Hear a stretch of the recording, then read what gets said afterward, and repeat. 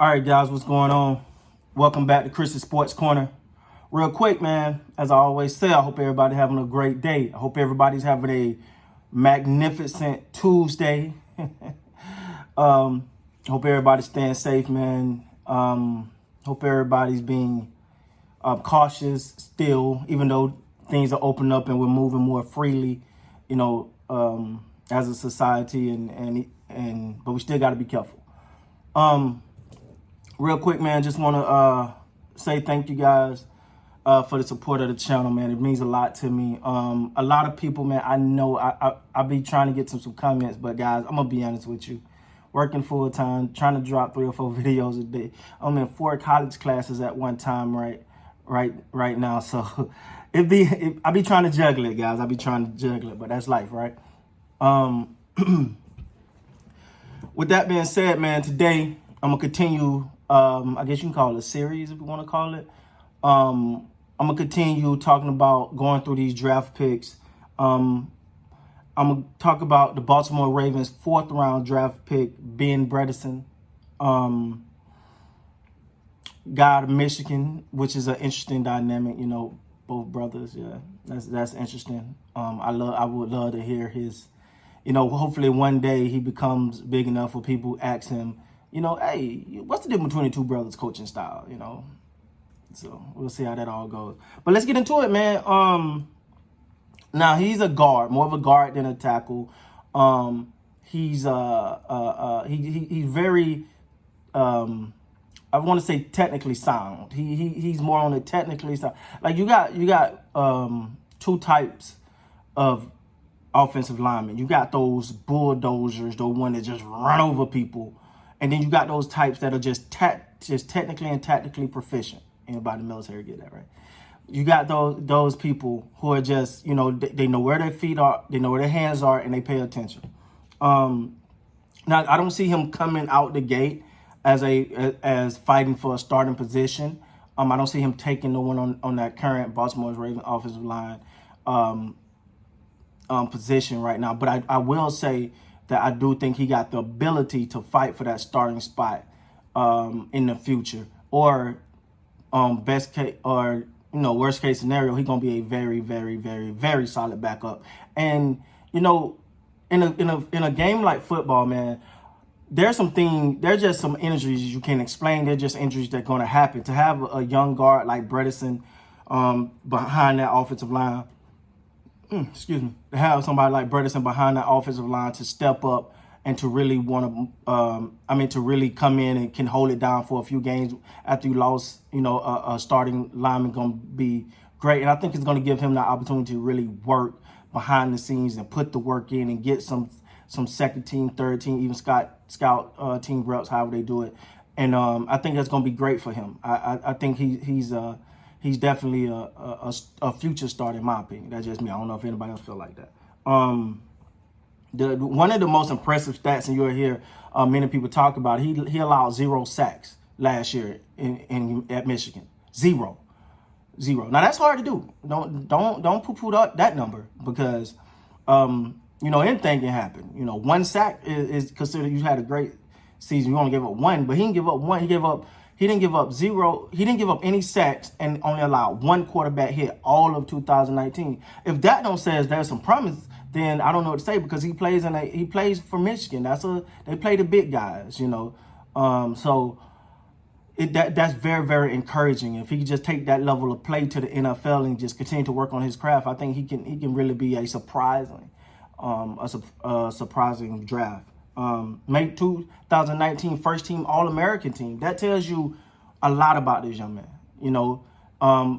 For him to be a 4th round pick, people are saying, even me, I'm like, he's gonna be a good backup. I think be careful, because if someone is being that recognized as a first team All-American, they got some intangible besides just what you see on the field. They probably got that heart, that grit, that grime, that determination to get better. And that's something you can never underestimate, man. That's something you should never underestimate. Never underestimate the willingness and the and the determination of anyone, not just sports, but anyone. Someone who wants it, someone who's driven to be great at something.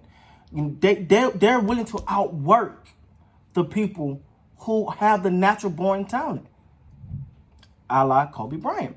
Not saying he didn't have the talent, he had talent, but what made him Kobe being Bryant is the fact that he went to work every single day to get better. And I think, and I'm not, no, first of all, I'm not comparing Bredeson to Bryant. I'm just saying, when you see people make these type of, get these type of accolades, but they're not highly regarded, that's something inside. That's something you can't measure.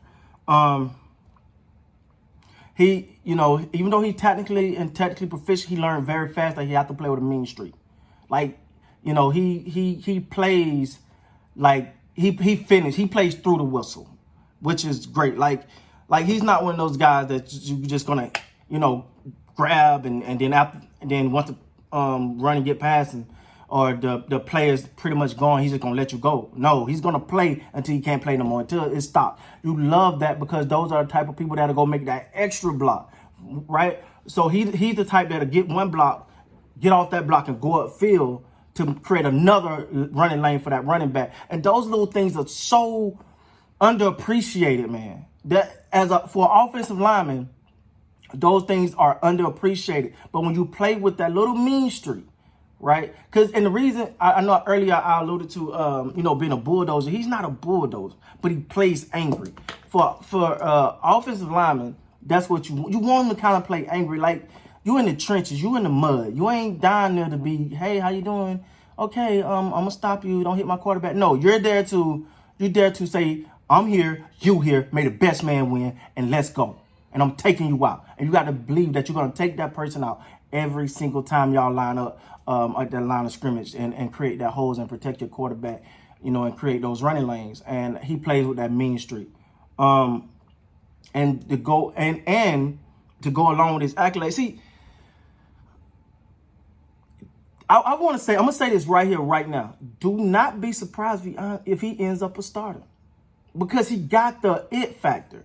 Like some people, and to me, the it factor ain't, he just make a pretty play. Or no, the it factor is, you don't talk about him a lot, but when you see him, you're like, that young man is pretty good.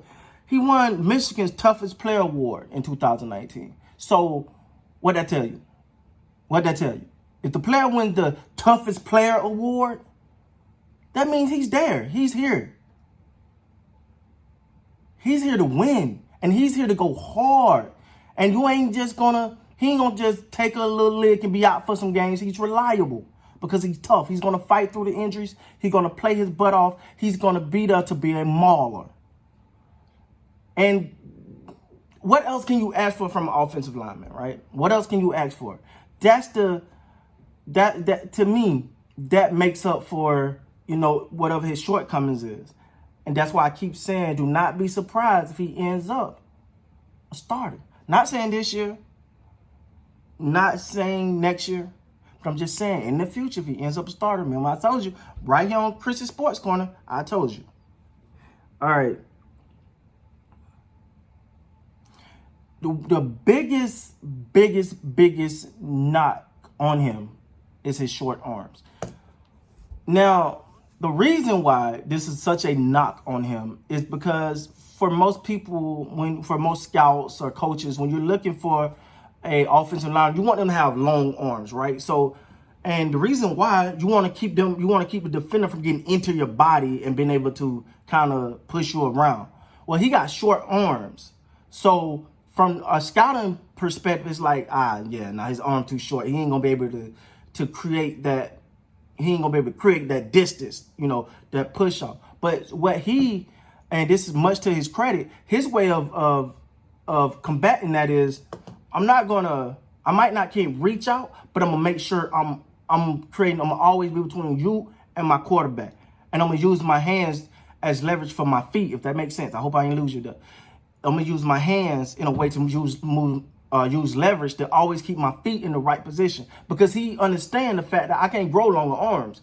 but I can work on my feet work, and I can make sure my feet are in the right position at all times. And even when I am beat, because I have seen him get beat on a couple plays, he can always use his feet to get back in the proper position. And I just think that that's someone taking a negative and turning into a positive. And because of his short arms, he became a feet technician. And the last thing I put down, guys, he got the ability to start if needed. And that's exactly what you want. That's exactly what you want. He could come in and start, hold the line down for a couple games, as you know, and it's gonna be, you know, if he continue on his path, and if someone get hurt on our offensive line and he come in, it's gonna be hard to take him out. It's gonna be hard to take him out. Remember, I told you that. All right, guys, what's going on, man? That was my, I don't know why I just said what's going on, but that was my take on Baltimore Ravens 4th round draft pick, Ben Bredeson. Don't be surprised. Don't be surprised if he ends up a starter. With that being said, please like, comment, subscribe to the channel. And until next time, you guys be great, man.